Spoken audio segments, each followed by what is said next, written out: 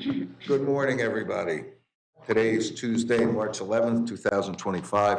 It's 10 a.m. We're in City Chambers, and I call the City Commission regular meeting to order. Commissioners present are Commissioners DeVal, Commissioner Langdon, Mayor Stokes, Vice Mayor Emmerich, and Commissioner Petro. There is a quorum present for this meeting. Also present, City Manager Fletcher, Interim City Attorney Golan, City Clerk Faust. We have Captain Gregory and Chief Titus. Ms. Morgan, would you be kind enough to lead us in a pledge?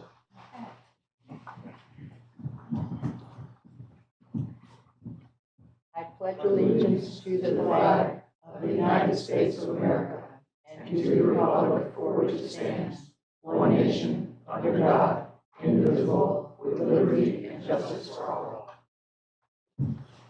All right, looking for a motion to approve the agenda. So moved. Second. A motion by Vice Mayor, seconded by Commissioner Langdon to approve the agenda. Let's vote.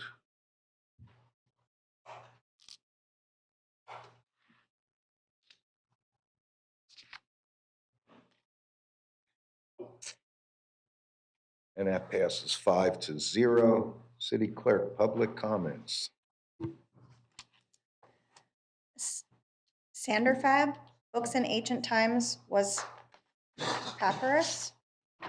Jill Luke, as I am teaching chair yoga at the senior center, I cannot attend in person, but would like to highlight 3 items. 1, I've seen in print statements that say DEP issues designations for outstanding springs. That is not true. Designation is done legislatively. Legislators designate. Departments oversee what was designated. 2, please be aware that the governor is talking about cutting property tax. So anything that you might want to pay back via that revenue fund could be vastly affected. Warning, Will Robinson. 3, lastly, when I was in Tallahassee, I spoke to Reps Buchanan and McFarland about bringing a statewide program that would implement signs near where children with autism live to prevent such tragedies as what occurred here recently. While attending this 10-year-old's funeral, I learned that there is movement in the House regarding this measure. Easter Seals is supporting it also. I will forward the email I sent these reps as a follow-up so you can have the information that I have. I ask that you show support to this measure while you are up in Tallahassee, please. I love to see Tucker James Reese name on this program. Thank you in advance, Jill Luke. In person, I have Maya Bright, followed by Aaron Nesmith and Sky Stewart.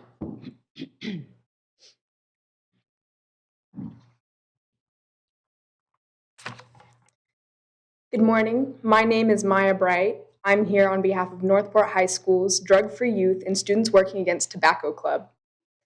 I'm here to address concerns about flavored tobacco products and their effects, especially on youth. Across the country, 5 states and 138 localities have already implemented bans on flavored tobacco products, demonstrating a national trend toward youth tobacco use and prevention. This is happening because flavored tobacco products are designed to appeal to youth, making it easier for them to start using nicotine.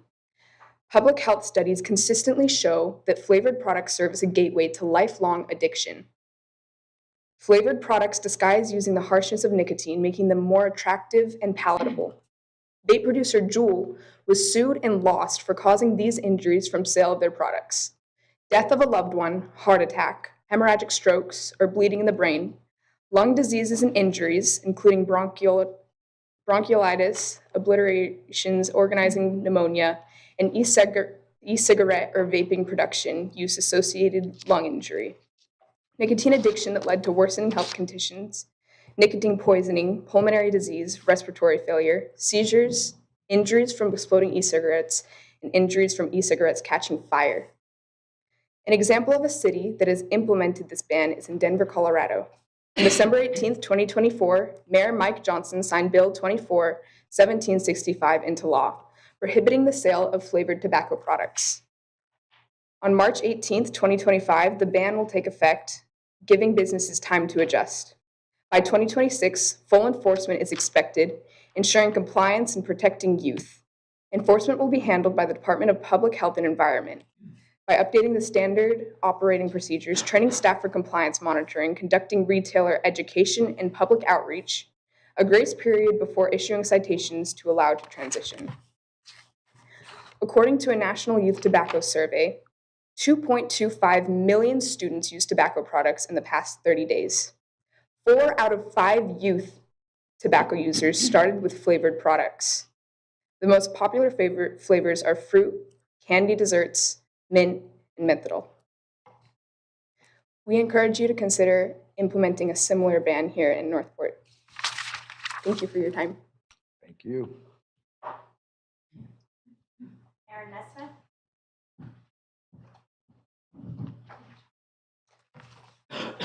Good morning. My name is Erin Nesmith. This is not the first time I've had to address the issue with flavors and vaping. Back in 2019, I did a press conference with State Representative Jackie Toledo discussing the legal age, which is now changed to 21, and these flavors. My daughter Ashlyn began vaping, specifically Juul, at just the age of 14 years old during her freshman year of high school. Like many parents, we were unaware of her vaping due to the discreet nature of the devices and their scents. Over time, we noticed alarming symptoms, anxiety, depression, which led to self-harm, a significant drop in her grades, mood swings, and seizures. She had started the school year as a member of the National Junior Honor Society and on the varsity softball team. But within months, everything changed. Her grades plummeted, she began skipping classes, and ultimately couldn't attend school anymore.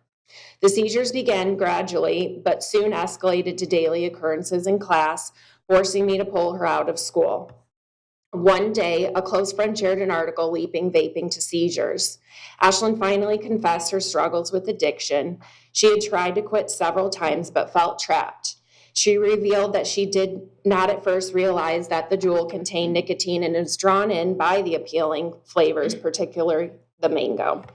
In response, we implemented strict measures to keep her safe. She was never allowed out of our sight. We restricted her social interactions. Remarkably, during this time, she began to reclaim her true self and enjoyed over 6 weeks without seizures or vaping.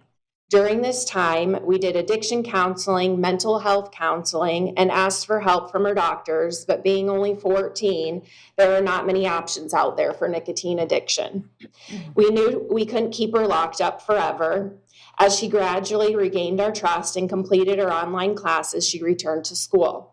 Unfortunately, the grip of nicotine proved to be too strong, and she started vaping again and eventually transitioned to smoking, thinking that it would be better than vaping.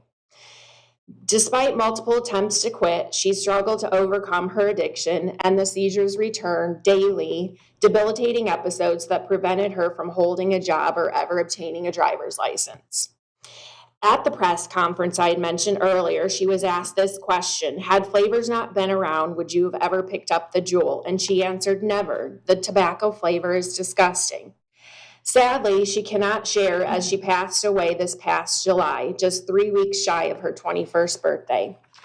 We believe her death was caused by a grand mal seizure in her sleep triggered by vaping. I am convinced that had vaping never entered her life, she would still be with us today. I urge you to consider Ashlyn's story and the many other children affected by this issue. Please ban the sale of flavored tobacco. Thank you for taking the time to listen to my story and prioritizing the safety of our youth.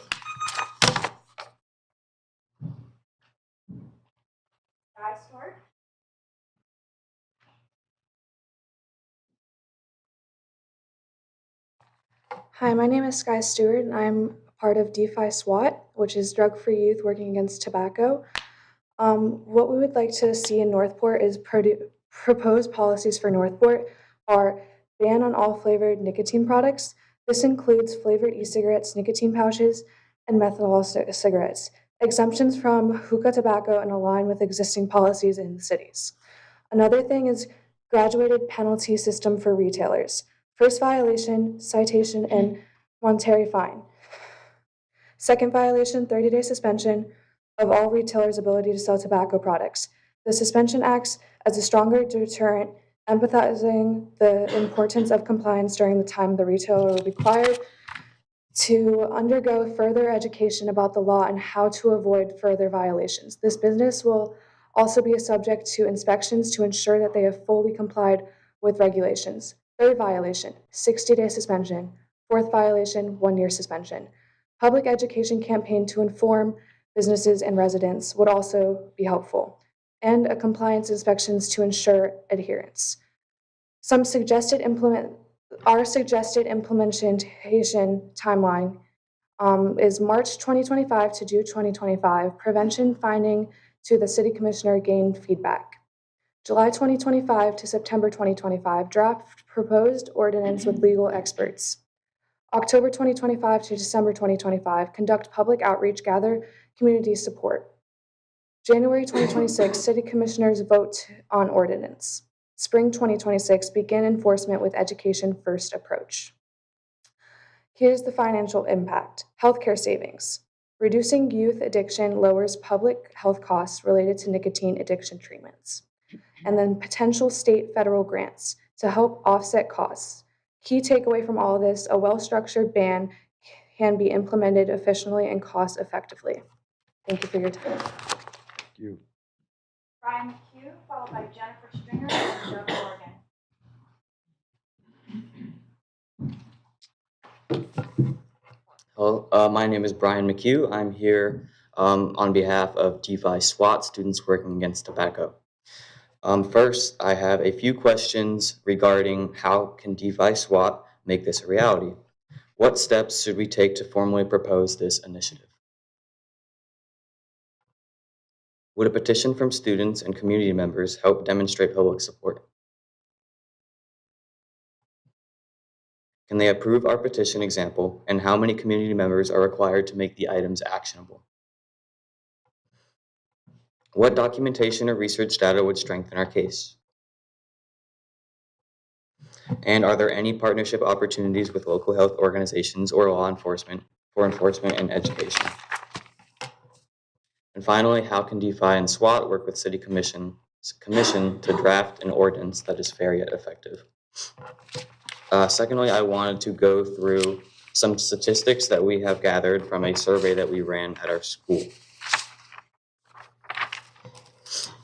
This survey was labeled Take Back Our Bathroom Survey because our bathrooms have a serious issue with vaping, especially flavored vaping in our schools. 62% of students reported that they were forced across campus due to bathrooms being closed. 75% of the time, there were people gathered in the bathroom who weren't using the bathroom at all. 54% of the time, students were seen vaping or talking about vaping, and only 23% of students felt the bathrooms were safe and accessible in their schools. A few resources that could help fund an initiative that we are trying to push is along with collaboration from the county. There are state health department grants that we can receive funding from, and also state and federal sources. Private health organizations such as the American Lung Association can also support initiatives. The Tobacco Prevention Program can also help with federal and state funding. And just yesterday, Florida won a $79 million lawsuit against Juul, which could help fund this push. Closing statement. The evidence is clear. Flavored tobacco plays a major role in youth nicotine and addiction. Cities and states across the U.S. have taken action to protect young people. Northport has the opportunity to be a leader in this movement. By implementing a ban, we can reduce youth nicotine addiction, improve long-term public health, lower future healthcare costs, and ensure a safer community for all. Thank you for your time. Thank you.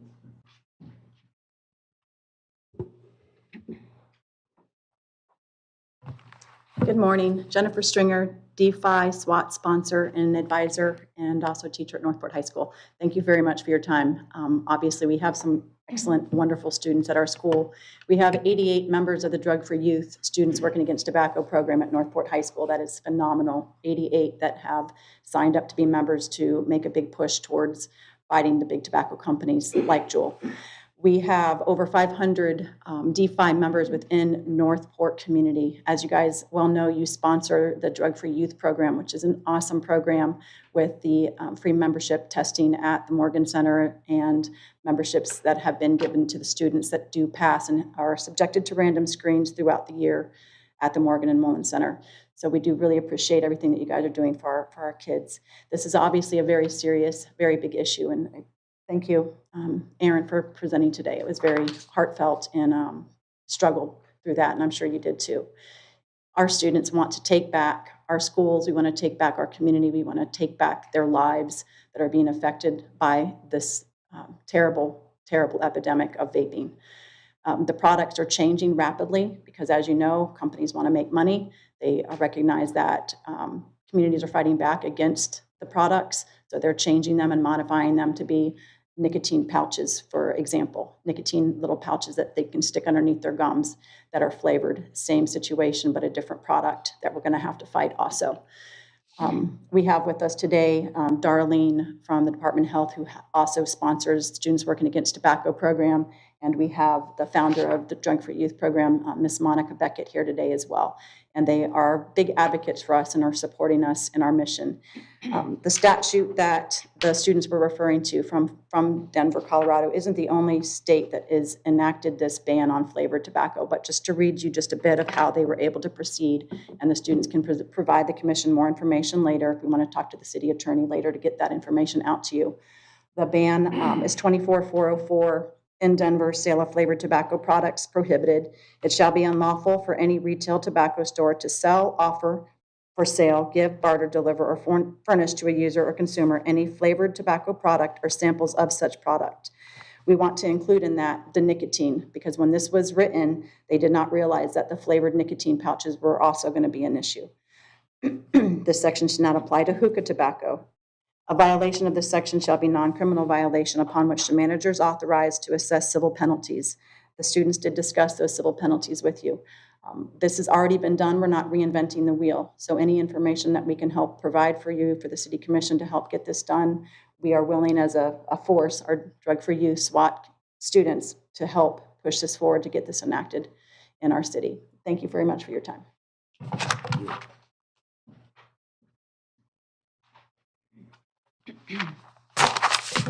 Hi, Joan Morgan. Want to talk about these wonderful people. I mean, this is our future, okay? Let them have a future. Let them have a future. Monica Beckett started the Drug Free Youth in Northport many, many years ago, and Jennifer works tirelessly. I mean, being a teacher's enough. Being a chemistry teacher's enough, okay? But what does she do? It's just amazing. These people are not just here, but they are the lead ones for the county. They are meeting with the Sarasota Vaping Task Force under the superintendent, and they are the lead school, in fact, just about the only school working with them. They have done a lot. They want their bathrooms back. The report are that girls are suffering from urinary infections. Why? Because they can't use the restroom. They won't go in the restroom. They can't use the restroom. That's sick. Flavored vaping is really saying, you're so stupid, you're going to go for this. There is nothing that's going to help them. Any child that truly understood that vaping, smoking, and illegal drugs are going to destroy the only body that they have, certainly should be smart enough not to do it. But we've got to help them because they're not that smart. They're not thinking. They're becoming part of the crowd. And that's sad. That is very, very sad. Look at the stress we're putting on the education system. The administrators have to worry about who's vaping instead of what subjects are being taught. Isn't that sad? We're playing hide and seek. We're spending money on cameras and sensors and all of this kind of stuff and SROs to find them and try to weed them out. And then they find another place. We've got to, you've got to, we all have to end these things being sold. We've got to do anything we can because we are trying to save our youth. And youth and life is the only thing that counts, not money. Speaking of that, one way we can help also, because they have certainly spoken about everything dealing with vaping, and they've done a wonderful, wonderful job. But let's talk about another area where we can help, and that's recreation. Most of the kids doing on a swim team and that are not vaping. How can you save money? Ambulance calls, police calls, health issues. The head of the SROs for Sarasota County, Steve Lorenz, openly is telling us, and has at meetings that we've had, that his brother had a double lung transplant because of vaping. There will be consequences. Nobody that smokes, nobody that vapes Nobody that uses illegal drugs will not have health issues. It's 100% positive. Sorry. Recreation makes it better. Thank you. That's on there. All righty. On to announcements.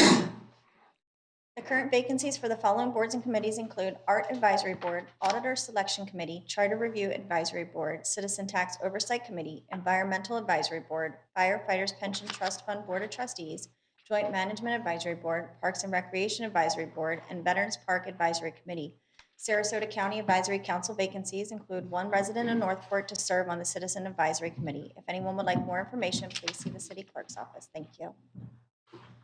Thank you. On the consent agenda, city manager, has anything been pulled?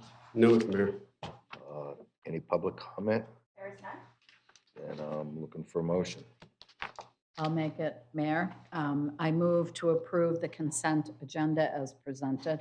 Got a motion by Commissioner Langdon, seconded by the Vice Mayor to approve the consent agenda. If there's nothing else to that, let us vote.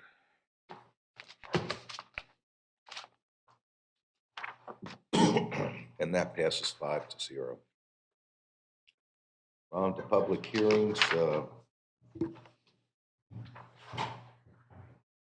We have got resolution number 2025-R-08.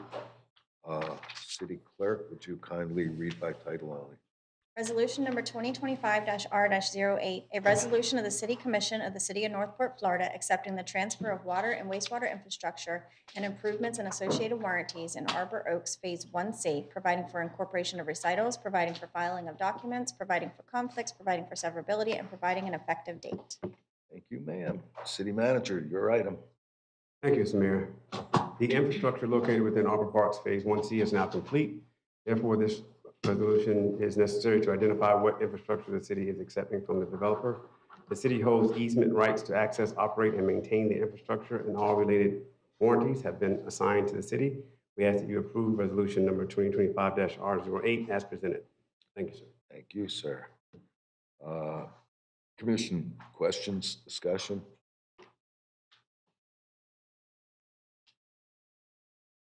Seeing nothing. City Clerk, any public comments? There is none. Then I am looking to close this public hearing and request a motion. I'll make it. Move to adopt resolution number 2025-R-08 as presented. Got a motion by Vice Mayor, seconded by Commissioner Duval to adopt resolution 2025-R-08 as presented. Let us vote.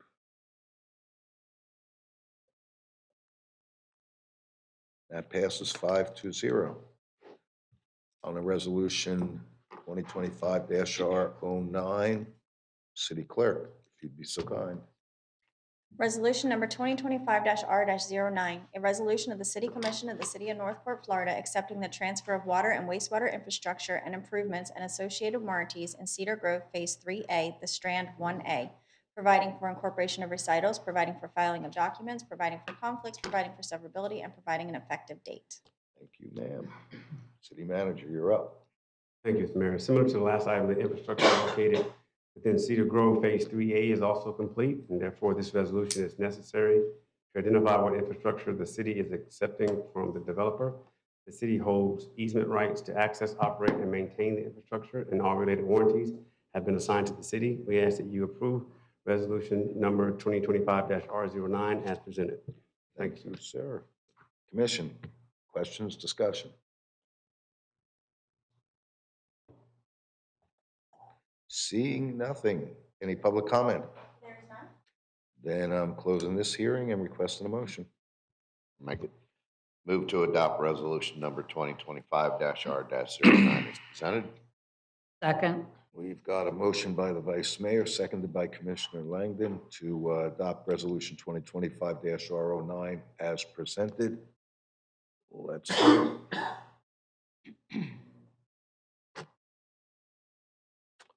And that passes 5-0. Moving on to ordinance's second reading. Ordinance number 2025-07, City Clerk, if you would be so kind as to read by title only. Ordinance number 2025-07, an ordinance of the City of Northport, Florida, amending the Code of the City of Northport, Florida, Chapter 2, Article 5, Division 5, Police Officers' Pensions, providing for findings, providing for conflicts, providing for severability, providing for codification, and providing an effective date. Thank you. City Manager, your item.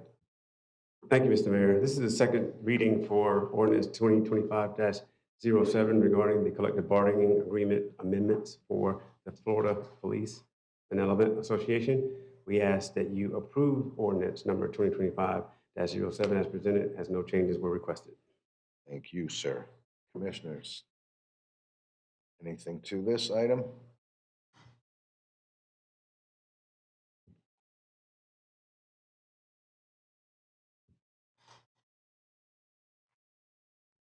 I don't see up there. Don't see it. No.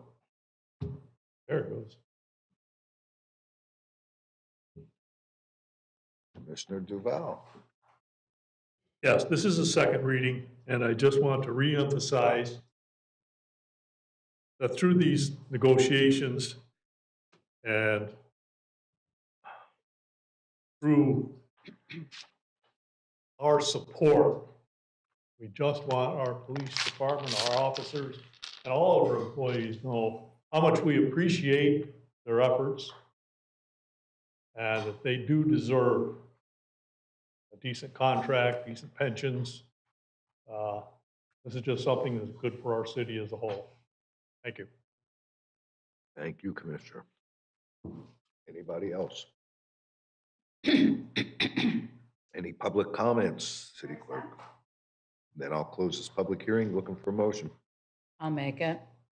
I move to adopt ordinance number 2025-07 as presented. Got a motion by Commissioner Langdon, seconded by the Vice Mayor to adopt ordinance 2025-07 as presented. Let's vote.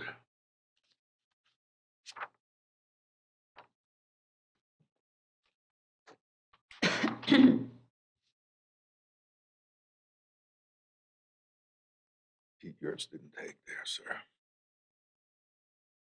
I was still thinking of it. And that passes 5-0. Moving on, ordinance number, yes, we're at, let me see where we are, 2025-08.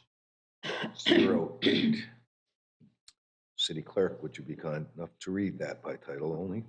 Ordinance number 2025-08, an ordinance of the City of Northport, Florida, amending the non-district budget for fiscal year 2024-2025 for Hurricane Ian and Hurricane Milton costs and payments from park impact fees from the West Villages Developer Agreement post-annexation in the amount of $823,398, providing for findings, providing for posting, providing for conflicts, providing for severability, and providing an effective date. Thank you. City Manager. Thank you, Mr. Mayor. This is the second reading of ordinance number 2025-08 for the payment of park impact fees to West Villages Developer Agreement purposes for the amount of $823,398. There were no changes from the first reading. We ask that you approve the second reading of ordinance 2025-08 today as presented. Thank you, sir. Thank you. Commissioners, anything to this item? Any public comments, City Clerk? Then I'm closing this hearing. Requesting a motion. Move to adopt ordinance number 2025-08 as presented. I'll second. All right, got a motion by Vice Mayor, seconded by Commissioner Duval to adopt ordinance 2025-08 as presented. Vote.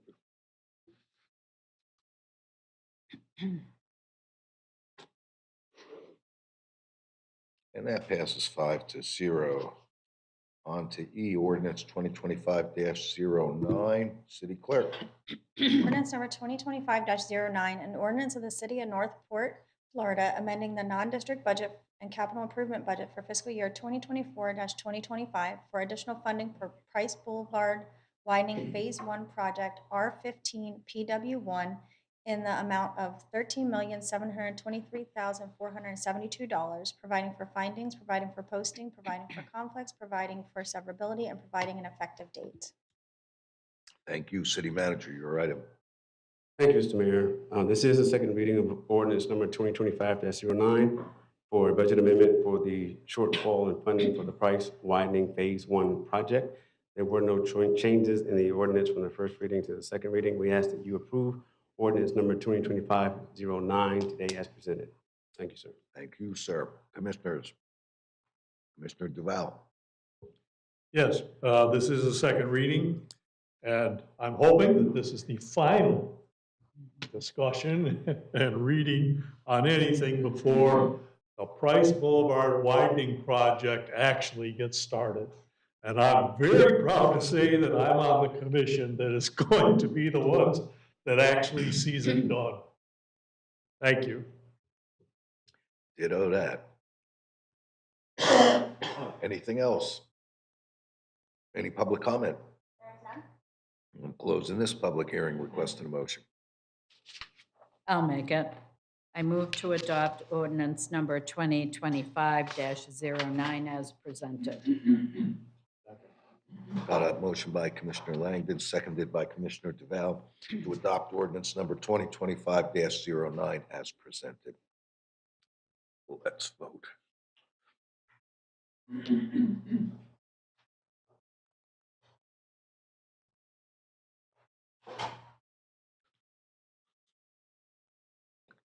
And that passes 5-0. We are on to general public comment. City Clerk. There's none. There is none. Moving on to Commissioner Communications. Commissioner Petro. Yes, I attended Northport Police Department Annual Awards. It was nice to see the accomplishments of our police officers. And I did go to the public safety event by Northport Forward. I wish that event would be more advertised, and I wanted to see more people because it was very informative for the public and for our community. But it is what it is. We'll see if they can do a better job. I also did attend annual employee appreciation luncheon. It was nice to see the employees of our city and mingle with them and talk to our employees. And it was a nice event. It was windy, but it was good event. And also just wanted to add that I'm proud to be a member of this board, that we see the implementation of a price widening boulevard. Vice Mayor. I attended one of the greatest events in Northport this past Saturday, the Pinewood Derby races. And Mayor, he didn't come out with a winner this year as always, but it was But I had the coolest car. it was a fun day. I enjoy the children there and all their enthusiasm, and what a great event. So I thank them every year for allowing us to come out there, and it's just a wonderful day. That's all I got, Mayor. Thank you. Commissioner Langdon. Thank you, Mayor. As I did last month, and thank you to City Clerk, she attached my activities for last month to the agenda of this meeting, and I will continue doing that moving forward. So if anyone's interested in finding out what I did and participated in, they can reference that report. I do want to throw out, I was very interested by the public comment about tobacco use and vaping. And I made a note to myself to have a conversation with our city manager and our interim city attorney about that. I'm also going to reach out to a member or two of our school board and also our county commission. I think there's a lot of merit. I was very impressed by the research the students did, very, very impressed. And I personally was not aware of some of the issues in the schools. I certainly knew vaping was an issue, but didn't realize that our schools were having such a difficult time policing our restrooms. So I am going to do a little bit of my own research and outreach on that. I certainly think that we as a body and our staff, that the issue certainly merits some conversation and maybe identifying some options available to us. I know that we have prohibited smoking of any type in our public places, and I am proud that we did that a year or two ago. And this might be phase 2 of that work. I also think that if we did something in conjunction with the county and our county schools, that would certainly add a lot of momentum and a lot of teeth to whatever action we might wish to take. So I just wanted to throw that out. I know the community is sometimes frustrated by our lack of interaction with them when they give public comment. And I've kind of decided when there's a public commenter or 2 or 3 that bring forward something that's an issue or an opportunity that makes a lot of sense for us to consider as a government, I'll certainly discuss it during my time here during my reports. So that's what I intend to do on that topic. And that's all I have for this meeting. You. Mr. DeVal. Yeah, the only thing I'd like to speak about right now is our recent Employee Appreciation Day. I just want to add my personal appreciation for each and every one of the employees that we have in this city. Thank you. Thank you. Let's see, since our last meeting. I did attend, let's see, the Cub Scout Pack 257 Pondwood Derby. As Vice Mayor said, I had the coolest car, Northport Prison. Even though it didn't win, it was cool. Starting to be a trend. Also attended the Employee Appreciation Luncheon. It's always good to see everybody pull together and give a little recognition to all the hard work that all our city workers offer up to our citizens here. And the Northport Police Department Annual Award Ceremony I attended as well. I was, let's see, attended the Ukrainian Festival. I don't know if I brought that up, but that was seriously well attended. There were lots of people all throughout the day. And, and as our Ukrainian community is such a significant portion of our city and makes such a contribution, a good shout out to them, and our hearts go out to them, and we all wish for peace. And then I also was out there at the Little Miss Fast Pitch Softball and redeemed myself through a strike. And that's an impressive group. There are lots and lots of kids who come out there and attend. And listening to Miss Morgan speak about recreation and the value it brings, there is no doubt that kids that play sports, kids that are active, kids that swim, the more involved in community activities they are, the less likely there are to smoke, to do drugs, to get into trouble. And so, that's part of the quality of life that this city offers. We are the youngest city around. We have more families and kids than any other. And we have some great programs. Everything we can do to help our youth grow up straight and narrow is best. So, kudos to everybody who helps contribute to that. That's it for me. Mayor, I have one comment. Okay. I just want to point out, you really know how to clear a room. I was gonna say the same thing. Yeah, well, Captain Gregory, I thank you, sir. I've made a list of the others. And I think they left while y'all were talking. No, it's just you. No. You got rid of the last one. And last but not least, charter officers. Anything, city manager? No, Mr. Mayor.